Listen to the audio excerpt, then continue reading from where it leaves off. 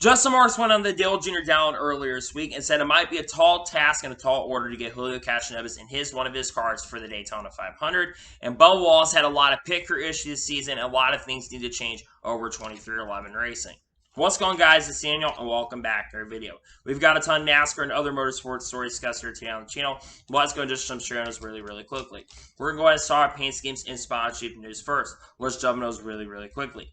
The first paint scheme we're taking a look at is Ricky Stenhouse Jr.'s 2022 Pick and Save Velveeta scheme that we're going to see this weekend at Road America. Honestly, I think this paint scheme's okay. It's cool to see that Velveeta is still continuing to work with Ricky Stenhouse Jr.'s spots of the team. I think it is a decent paint scheme. It's okay. It's not my favorite. Hopefully Stenhouse will have a good run this weekend in this paint scheme. The next paint scheme we're taking a look at is Joey Hand's 2022 Ford Pro scheme that we're going to see this weekend at Road America. This paint scheme is pretty solid in my opinion. I love the color variations of it. There's not much really going on with it, but you don't need to have a lot going on to have a really nice paint scheme. It does look pretty good. The next paint scheme we're taking a look at is Sammy Smith's 2022 Allstate Peterbilt scheme that we're going to see this weekend at Road America. I love the contrast of the colors on it. I love that Allstate Peterbilt is sponsored Sammy Smith. Of course, they sponsor him, I believe, in ARCA as well when he's racing there. So, really decent looking paint scheme, in my opinion. Hopefully, Sammy Smith will be able to contend for the victory in this car. The next paint scheme we're taking a look at is Sage Karam's 2022 Rich Mark Flores Green Line scheme that I believe we're going to see this weekend or later down the road this season. Honestly, really awesome paint to look at paint scheme, in my opinion. Really cool that Rich R. Flores continues to partner with drivers. They've partnered with a lot of drivers in the Cup Series, Xfinity Series, and the Truck Series in the past. And I think the paint scheme does look really solid. The next paint scheme we're taking a look at is Dexter Bean's 2022 Badger IUOE Local 139 scheme that we're going to see this weekend at Road America. This paint scheme actually looks really good in my opinion. I love the yellow and the blue. I think that DGM's having some really nice looking paint schemes. Hopefully Dexter Bean will have a great run in this car this weekend. The next paint scheme we're taking a look at is Ty Dillon's 2022 Black Hole Ammunition scheme that we're going to see this weekend in the Xfinity Series race at Road America. Paint scheme looks solid in my opinion. Not much there than that. It's awesome that Ty Dillon's back in the Xfinity Series and hopefully have a good run this weekend at Road America. The next paint scheme we're taking a look at is Riley Herbst's 2022 Henry scheme that we're going to see this weekend at Road America. This looks very similar, like Tony gives me like Tony Stewart vibes, like the Home Depot vibes. That's really not much to say other than that. It looks very similar to last year's scheme. It's very similar to that. The next paint scheme we're taking a look at is Brandon Brown's 2022 Brandon Spots the Science scheme with trade to chain as well on there that we're going to see this weekend at Road America. Not much really to say here other than the fact that it's cool that Brandon Brown has a new company that's coming to work with them, being that Brandon Spots the Science. That's really positive. Other than that, there's really not much to say here. The next paint scheme we're taking a look at is Cole Custer's 2022 Bucked Up Energy scheme that we're going to see this weekend at Road America. I love the patriotic vibes on this car. There's a lot of good patriotic vibes on it. I think they did a really awesome job, and I do think SS Greenlights has some good looking paint schemes. Hopefully Cole Custer will have a good run in this vehicle this weekend. The next paint scheme we're taking a look at is Daniel Suarez's 2022 Jockey scheme that we're going to see in multiple races in 2022, including this weekend at Road America. I really do like this paint scheme. The only thing, though, I'm not a big fan of is the blue number. And that's the one thing negative about the Ross Chastain car as well. I think the white number worked a lot better on this car. Other than that, though, I think this paint scheme does look really good. The next paint scheme we're taking a look at is Alex Bowman's 2022 Static Allies scheme that we're going to see next weekend at Atlanta. With DC partner up at Hendrick Motorsports, they will have static on this car. This paint scheme looks absolutely amazing. They did an incredible job, and I think Hendrick Motorsports has some really awesome looking schemes this year. This one's no exception. I absolutely love it, and I'm excited to see it on the racetrack next week in Atlanta. I'm really looking forward to it. The next paint scheme we're taking a look at is Austin Hill's 2022 Bennett Patriotic scheme that we're going to see this weekend at Road America. I absolutely love this paint scheme. I love the patriotic vibes Bennett has in the RCR campus. Has some really good looking paint schemes, and I'm excited to see on the racetrack this weekend at Road America. The next paint scheme we're taking a look at is Spencer Boyd's 2022 Crowd Equipment scheme that I believe we're going to see next weekend at Mid-Ohio for the Truck Series. Pretty good looking paint scheme in my opinion. I love the yellow on it. I think it looks really awesome. And I'm excited to see on the racetrack next weekend at Mid-Ohio. The next paint scheme we're taking a look at is Derek Griffith's 2022 Hudson Speedway scheme that we're going to see later down the road at New Hampshire. Not much to say other than the fact I do love that they're basically he's representing Hudson Speed, which I think is a local track to him. I think it does look solid, looks good. Hopefully he has a good run in this vehicle. The next paint scheme we're taking a look at is Ryan Vargas' 2022 PranSmart USA Swan scheme, but I believe we're going to be seeing next weekend at Atlanta Motor Speedway or a little bit down the road. Honestly, it does look pretty good in my opinion, and awesome to see that PranSmart is starting to sponsor him, and also great as Swan Security continues a really awesome partnership with Ryan Vargas. The next paint scheme we're taking a look at is MySider's 2022 Shore Lunge scheme that I believe we're going to see this weekend at Road America. There's not much there in the fact it's really awesome. MySider has a new brand and a new sponsor that's willing to work with them. When you have funding backing you, it's always a great thing. Hopefully MySider will have a good run in this car this weekend. The next paint scheme we're taking a look at is Tyler Ankram's 2022 Wines Auto Group scheme that we're going to see next weekend at Mid-Ohio. Not much there. In fact, I love that Tyler Ankram has a really good looking paint scheme. It does look really good. Hopefully he has a good run in this truck this weekend. And the final paint scheme we are taking a look at is John Hunter Nemechek's 2022 Stillhouse Apple Crisp Whiskey scheme that we're going to be seeing this weekend at Road America. The only difference on this paint scheme basically is the fact that basically it's an apple crisp whiskey, so there's really not much to say. And I do think it looks really solid, and hopefully he'll have a good run this weekend and contend for the victory with the team. And now we're going to go ahead and jump on to the next story of today's episode, as we're going to talk about the Road America purses for this weekend. So Bob Poggers, of course, always puts out the purses for the weekend. So for the Cup Series, it's $7,145,001. And for the NASCAR Xfinity Series, it's $1,239,107. Pretty decent purses, in my opinion. We've seen Cup purses a little bit more, but honestly, those are the purses. And, of course, for the Cup Series, why it's more than Xfinity, you have to take into account the Cup Series 1 always gets more money, but also you have to take into account in the charter system as well, playing a major factor in that. So those are the purses coming up for this weekend at Road America, and you'll be seeing some of that tomorrow.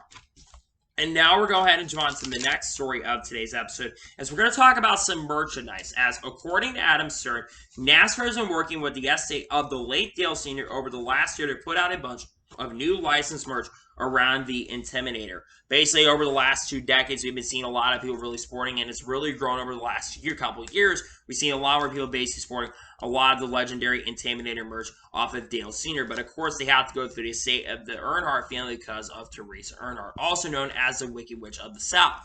Basically, I'm glad that they're trying to get this partnership up so we can get some Earnhardt merch, because I think it'd be great for the sport if you can't get some of that Earnhardt merch out. I think generally this is a great thing. I know a lot of people are basically calling her the Wicked Witch of the South, but generally it's the first time that I think she's doing something, at least for once, positive. So at least that's a positive right there, and I'm glad to see that they're trying to get this so we can get some merchandise out. I think that's pretty awesome, to be honest with you. And now we're going to go ahead and jump on to the next story of today's episode, as we're going to talk about the ESPYs for 2022. As the 2022 nominees for the best driver in 2022 have been revealed. So the 4 drivers that are eligible: Kyle Larson, Steve Torrence, Max Verstappen, Alex Palou. Kyle Larson won 10 races last year in the Cup Series and won the Cup Series championship. Steve Torrence, I believe, won the NHRA Funny Car Championship and won 11 races. Max Verstappen, he went on to win a ton of Formula 1 races and won the championship there. And Alex Palou, who won the IndyCar Championship. To me, I think this one is a no-brainer. I'm going to be picking Kyle Larson. Don't get me wrong, I think Steve Torrence is absolutely deserving of it as well, but I think Kyle Larson deserves it a little bit more, not just because of the fact that Kyle Larson won all those Cup races in the championship, but also because he won a lot of major dirting events as well, and won, like, think about 50 races altogether last year in all racing combined, which is absolutely incredible. What Kyle Larson is able to accomplish is great. Don't get me wrong, I think that Max Verstappen is probably going to win it, but I personally think Kyle Larson deserves it. I know Steve Torrence also deserves it as well, because he did really incredible last year, but Larson just competes in so many different levels and forms of racing that I think it makes a lot more sense to give it to a guy like Kyle Larson than to Steve Torrence, but that's just my opinion. No disrespect to Steve Torrence. He deserves it too, but personally, I want to see Kyle Larson get that award, especially in his incredible comeback. And now we're going ahead and jump on to the next story of today's episode, as we're going to talk about Windshield Wipers. It's been reported over the last couple of days, and Bob Poggers reported this well, that NASCAR no longer is making the wiper blade optional. During a road course race, must be on the car. The windshield wiper has to be on the car at all times. Now, for the last couple of years, teams basically did not have to put the windshield wipers on if it wasn't going to rain, but because of the fact that there always could be an opportunity where it could rain at a road course track, they want to have the windshield wipers installed in just in case. Now, there is also, of course, a possibility of basically the windshield wiper basically falling off, but they basically have that Rain X stuff, I think, that they use on it, so basically you can knock it off. But at the same token, at the same time, you're going to want you to have those windshield wipers installed. I think this is a good decision. It's not really a harmful decision. And honestly, I think NASCAR is generally making the right decision here. I know some of you are probably going to disagree with me on that, and that's perfectly fine and understandable. But to me, I think it's a good decision that they've gone ahead and made it to where they basically have to make the windshield wiper required. And now we're going to go ahead and jump on to the next story of today's episode, as we're going to talk about MAV TV and Flow Racing.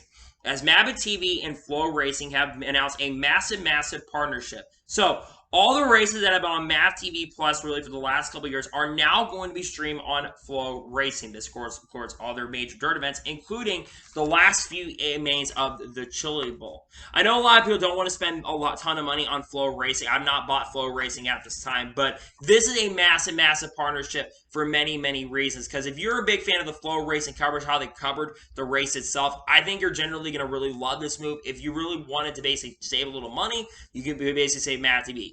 That being said, I'm glad that MAV TV and Flow Racing are working on this incredible partnership. I think it makes a ton of sense as well. I think it makes more sense to also just move all the Chili Bowl content on one channel compared to moving to 2 channels. I think people who really want to Flow Racing for the whole event as well are going to get what they pay for. And you get so many incredible events. It's not just dirt races. You get it. I think you get the Penny Series. You get ARCA West and East. It really is a good deal for your buck, and you save a lot of money as well. So generally, I think this is a really awesome partnership, and I think this generally is a massive win for the sport itself. Awesome opportunity and great to see for sure. And now we're going to go ahead and jump on to the next story of today's episode, as we're going to talk about Daniel Dye. As it was announced yesterday that Daniel Dye is going to be driving, I think, for Travis Sharp's organization. And he's also going to have Mark Martin as his crew chief and will be racing in the legendary Montana 200, a massive late model event. I believe Daniel Dye's hero is Mark Martin. And Mark Martin, of course, who is a NASCAR Hall of Famer and legend. It's incredible that Mark Martin is going to be getting behind the crew chiefing box. And it's a perfect person to have behind the crew chiefing box because Mark Martin has a major experience. Also, Daniel Dye, I think, is going to be a massive contender and is an up-and-coming star. We know it's the ball-busting story we saw earlier this year that really got a lot of traction. But Daniel Dye generally is a really awesome driver. He's been contending for victories this year so far in the races that he's been allowed to race in. And I think that Daniel Dye will be a contender in this event. And it's awesome that he's going to have Mark Martin crew chiefing for him. Just see Mark Martin back up on the pit box and back in the racing world doing stuff in the world of racing, I think is absolutely amazing, absolutely incredible, and I'm very excited to see that Daniel Dye is going to be back up in the working and the racing as well. And now we're going ahead and jump on to the next story of today's episode, as we're going to talk about Landon Lewis. As it was announced yesterday that Landon Lewis is going to drive the 16 for Bill McAnally Racing for the rest of the season. Landon Lewis has been driving for Bill McAnally Racing in select races this year, who I believe is a 16 or 17-year-old driver. Many people have been really keeping their eyes on Landon Lewis over the last year or so, and it really makes a ton of sense why. Landon Lewis is an incredibly talented driver. Landon Lewis is part of the Team Horner Day development program, Ron Horner Day's program, and also a lot of people really keeping tabs on this kid for a long time. I believe he won his first career ARCA race as well in his first or second start as well, which is incredible. Everyone, like I said, has been watching this kid for a really long time. And I do believe that Landon Lewis is going to be a championship contender in whatever series he goes into. I think he's got so much potential and such a bright future ahead of him. And there could be a possibility with this, he could run some truck series starts. It's very possible. I think he is 16 years old, so he would be eligible to run a couple starts if a ride becomes available. I know that Jake Garcia, he's made a couple starts with the team this year. So maybe this will give him an opportunity to race in the truck series part-time as well. But in all seriousness, in all honesty, I think this is the right call and right decision. I think he'll do better than how Austin Herzog has done. Austin Herzog really has been kind of disappointing, not going to lie. And now we're going to go ahead and jump on to the next story of today's episode, as we're talking about Connor Mosak. As it was revealed, and according to reports, that Connor Mosak is going to make his truck series debut at Mid-Ohio, driving the number 32 for Brett Holmes Racing. For those who know, Connor Mosak currently at this moment drives full-time for them in the ARCA series at this moment. Has had some top fives, has contended for victories, but has not been able to score a victory yet at this point. He also made his NASCAR Xfinity Series debut with Joe Gibbs Racing, with a race that was absolutely wild, and was actually somewhat of a contender in that race, but unfortunately kind of fell out of contention and never really had an opportunity at the end to contend for the victory, but a lot of people got their eyes set on a guy like Connor Mosak. I'm going to be real here. I think Connor Mosak will be a surprise if he can make the field. I think that, but I will say this, he's got a lot of road course experience and he's got a lot of Trans Am experience as well. Speaking of which, I believe he's going to be competing in the Trans Am race at Road America this weekend, if I'm not mistaken. So I think that experience really is going to come into play. And I think it's going to generally help a guy out like Connor Mosak. So I'm excited to see that Connor Mosak is going to be making his debut at Mid-Ohio for the team. I think he deserves the opportunity, and hopefully he will do well enough to contend in those races, in the upcoming race at Mid-Ohio. And now we'll go ahead and jump on to the next story of today's episode, as we're going to talk about Parker Retzlaff.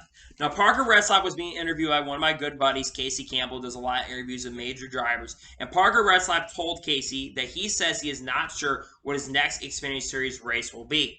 Parker Retzlaff has been competing this year in the Xfinity Series for RSS Racing, but also is a driver for RFK Racing on the iRacing simulator. He has won a ton of iRacing events as well. And that is somewhat translated so far this year to how well Parker has generally been running. Parker's been consistently a top 20 and top 15 driver and does have a couple top 10s and has been really one of the most impressive drivers I have seen. I was really nervous when Parker got behind in Willis here because he was so young that I wasn't, and really had not seen him race that much. I was really unsure what he was going to be able to do. But he's been extremely impressive. I think that Parker Retzlaff has been super impressive this year when he's driven for RSS Racing or whatever organization he's driven for. I think he's been extremely impressive. And I really do believe that Parker Retzlaff deserves a full-time ride at a really good organization like, I don't know, Stewart-Haas Racing, who has a partnership with RSS Racing. I think he'd be deserving of an opportunity over a guy like Riley Herbst. But again, Riley Herbst has funding, and unfortunately Parker doesn't. But I'd like to see Parker get a full-time opportunity in the future with a team like Stewart-Haas Racing, or even if RFK decides to come back, because he does drive for RFK in the iRacing. I think it'd be awesome. He got an incredible opportunity, and again, I really hope that he does get an opportunity with a good team going forward. I think he is an extremely talented driver. He's got so much potential behind him, and I think he's got potential to win a lot of major races in his career. He deserves an opportunity. I really hope he does get that opportunity in the future. And now we'll go ahead and jump on to the next story of today's episode, as we're going to talk about Jeff Hensley. As this kind of surprised and shocked me, but it was announced on Wednesday that Jeff Hensley is going to start crew chief for Grant Enfinger once again, starting next weekend at Mid-Ohio. This is really, really shocking because, for those of you who don't know, Jeff Hensley has been the crew chief for Matt Crafton really for most of this season. In fact, soon started crew chief for Matt Crafton at the beginning of this season, as Matt Crafton's old crew chief, Junior Joyner, is now a part-time crew chief. Of course, when Johnny Sauter gets behind the wheel of the 13 for ThorSport, he's been the crew chief there. And now Jeff Hensley is going to be transitioning away and working with Grant Enfinger. But I think it makes a lot of sense because Grant Enfinger and Jeff Hensley had a really good relationship in those 3 or 4 years they worked together. They had a ton of success. And I think because he wants to see, and also he's got I think he's got some experience at GMS as well. And of course, Jeff Hensley has also been crew chiefing with the O2 team. I think he's been crew chiefing for the Our Motorsports organizations as well. He's been crew chiefing for there. So it makes a lot of sense as well. I'm honestly really excited he's back. Now, a big question a lot of people have is who's going to be the crew chief for Matt Crafton since Jeff Hensley is going to be leaving. It's going to be Bud Hafley, who's crew chief in the past for Ty Majeski, and crew chief last year also, I think, once or twice for Johnny Sauter when he was kind of in the struggle period when they're trying to change things up and really sort things out there. I am really absolutely excited to see what he can get done behind the wheel of what he can do as a crew chief. I think Grant Enfinger really needs this, as I've been saying this for a while. I think the struggles have really come up because of the fact that we've been generally seeing the struggles of Grant Enfinger points this year, but I also think GMS has been also showing a little more pace and speed, at least on the side of Grant Enfinger. So I'm really excited for sure to see that he's coming back, the crew chief for him, and hopefully this will help Grant Enfinger start contending for some more victories going forward. And now we'll go ahead and jump on to the next story of today's episode, as we're talking about Scott Dixon. As basically Scott Dixon shut down a ton of rumors about him going to McLaren. He basically said he has had 0 conversations with McLaren about leaving Ganassi. He also confirmed that he is not planning to retire anytime soon. In fact, he says he's probably going to be around for the next 5 or 6 years in IndyCar.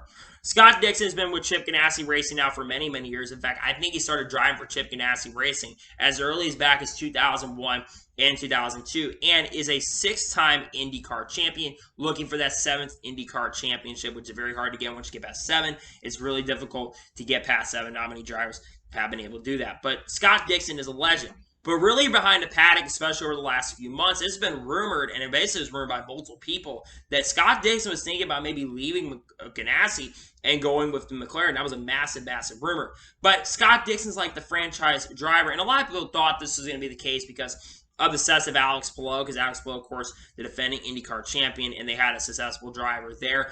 But I think Scott Dixon wants to continue racing with Ganassi. He's had an incredible relationship, an incredible partnership with the team. I can't blame him for wanting to stay. He's done really, really awesome and really, really great with the team. And generally, he deserves to be at the team. And if they ever had an IndyCar Hall of Fame that ever comes up, he would be a first ballot Hall of Famer.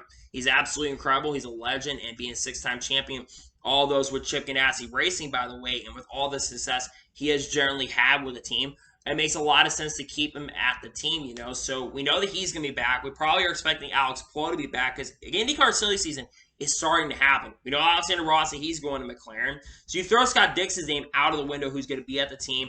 I don't know who else is going to be at the team. I know Felix Rosenqvist, he signed an extension with McLaren, but it's unclear if he's going to be in Formula E or if he's going to be with the Formula E, if he's going to be with Aaron McLaren SP and IndyCar. That's something we don't know yet at this point. But theoretically, it's good that Scott Dixon is going to be back. I'm glad he shut those rumors down, and glad to see that Scott Dixon is going to be back in IndyCar with Ganassi for at least the next 5 or 6 years. And now we're going to go ahead and jump on to the next story of today's episode, as we're talking about Ryan Newman. Now, Ryan Newman was being interviewed by Pop Pockers during, I believe, SRX Media Day, and was asked a ton of questions about racing SRX and his personal life. And Bob Pockers asked if he had been called by any teams as of recent about getting behind the wheel of their Cup Series rides. And Ryan Newman says that he has not received calls from NASCAR teams as of recently. He actually did say, though, in that basically he said that he had opportunities from some like smaller teams that really that wanted him, but he really wanted to go to a really competitive team. And he said no disrespect and offense, but he felt like his career was really, really stable.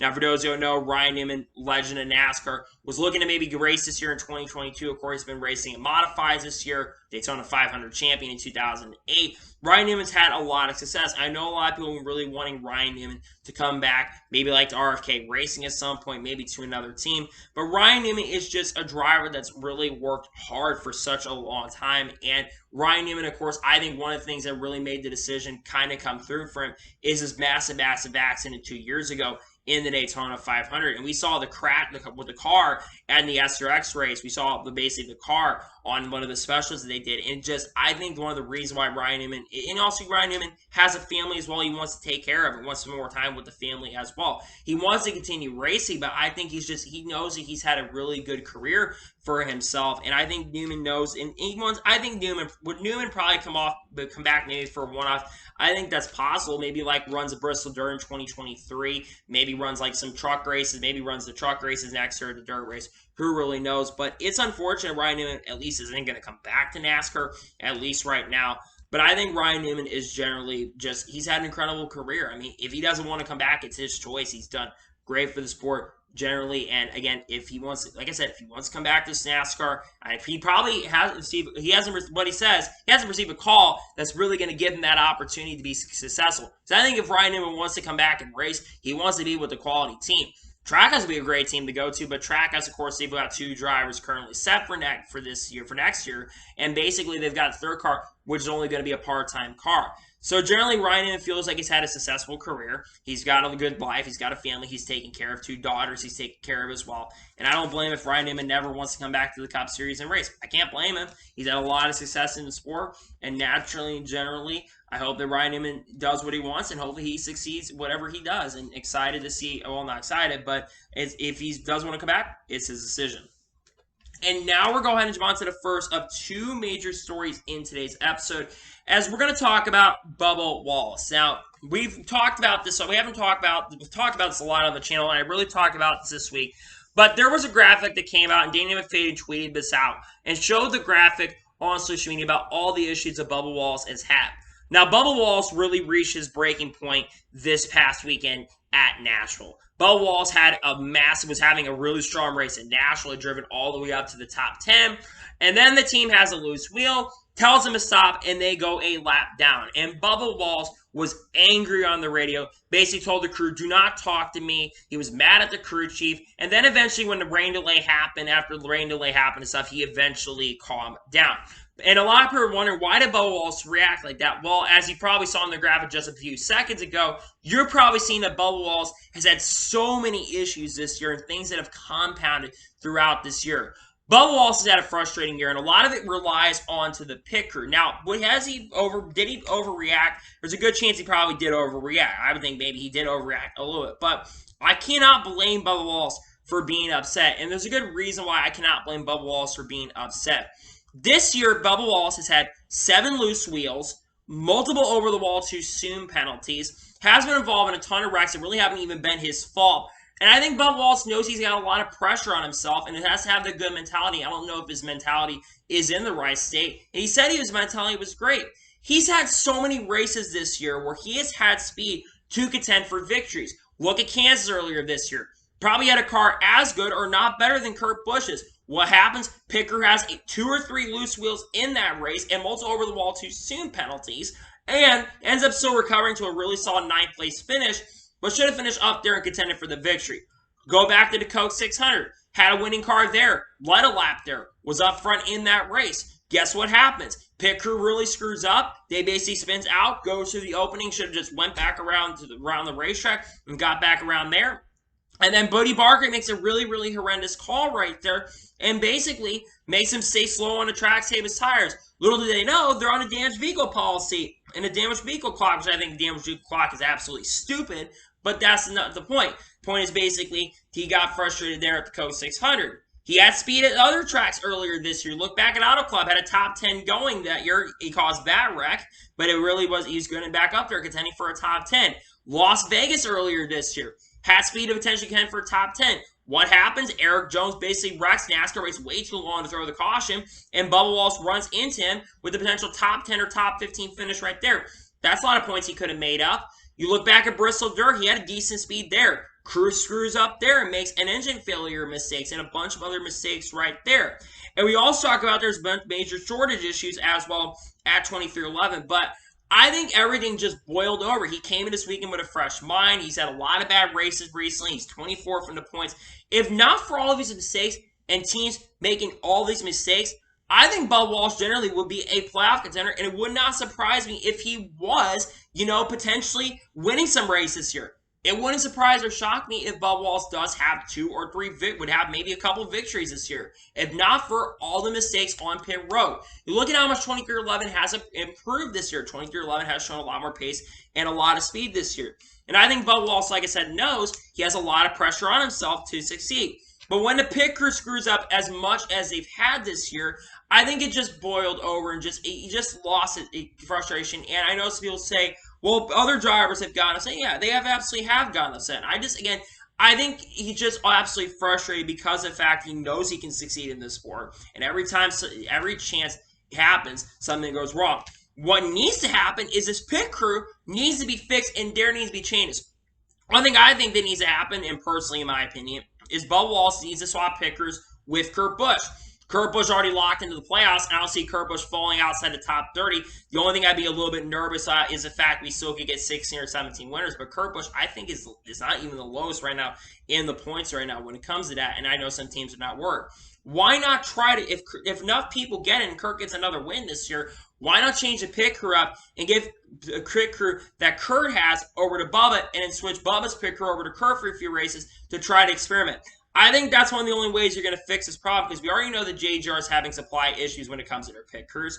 But something has to change because every time, it seems like every weekend, Bubba Wallace has something go wrong on pit road or some electrical failures or loose wheels happen. It's just unacceptable when you have 7 loose wheels, and then you kind of have to understand why Bubba Wallace is upset. I can't really blame him for being upset because theoretically, every time Bubba Wallace has a chance to be competitive, something goes seriously wrong and something seriously does have to change for Bubba Wallace when it comes to pit road. It's been unacceptable to watch, in my opinion.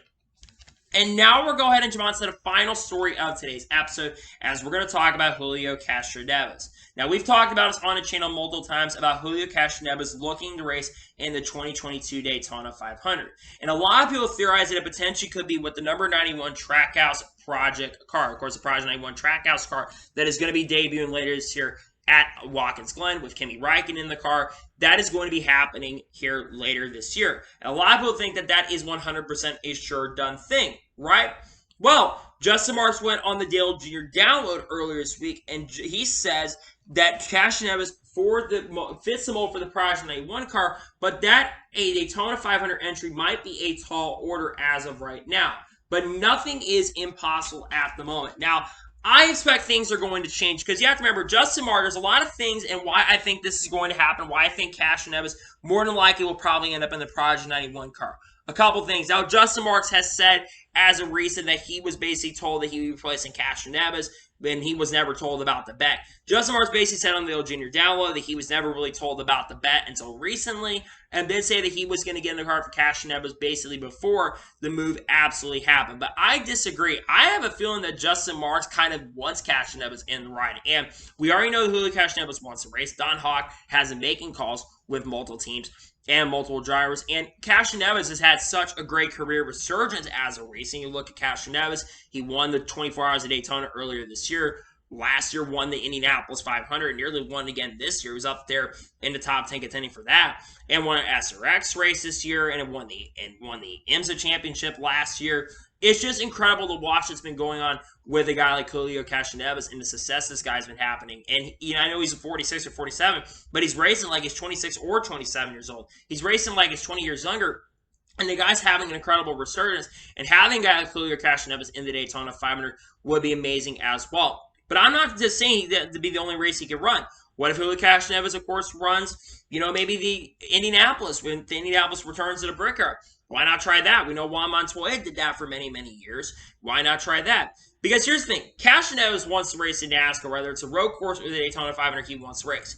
He's been trying to get in NASCAR now for 7 years. He's been trying to get into NASCAR since 2015, but Roger Penske would not give him that opportunity to race. And that could be another possible place if Helio Castroneves does potentially end up going to, is potentially does end up going to, let's just say, the Team Penske. Team Penske, though, and him, I think, ended on a really bad relationship. But I think if Team Penske really wanted a guy like Helio Castroneves, I think he'd have an opportunity right there.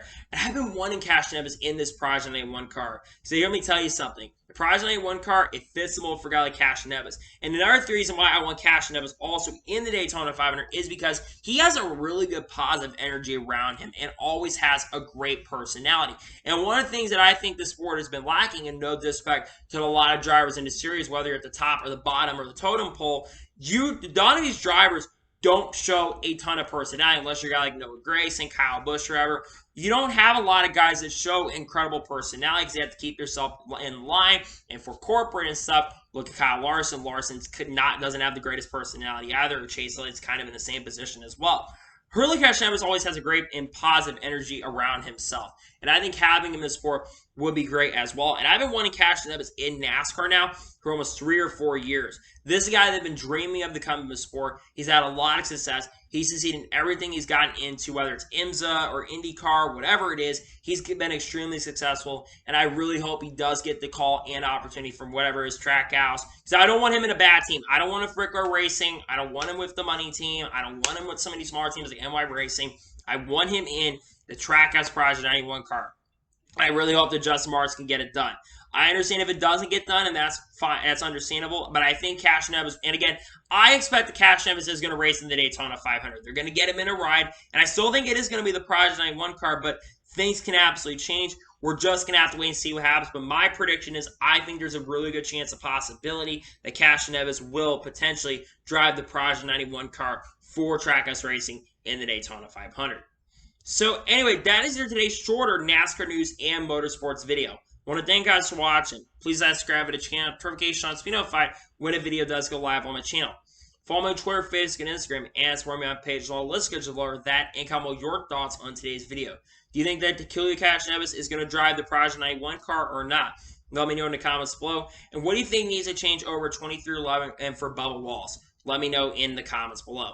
Tomorrow on my channel will either be 2 videos on the channel, whether that, of course, is the Xfinity Series Viewer SRX, or it will just be 1 with the SRX, depends on my work schedule. And then Sunday will be the Cup Series race review from Road America, as we have the 4th of July weekend coming up. I'm not entirely sure what's going to be coming out on Monday. You're just going to have to keep your tabs and notifications on to see what is coming on Monday. So anyway, like I said, I want to thank you guys for watching today's video, And I'll see you guys next time for some more great, awesome NASCAR and other motorsports content on the channel like this. Take care, everybody.